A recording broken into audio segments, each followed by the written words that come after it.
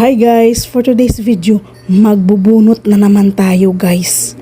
Di ba nung bata pa tayo, pag tinatawag tayo ng lolo, tatay, tiyuhin, di ba naiinis tayo?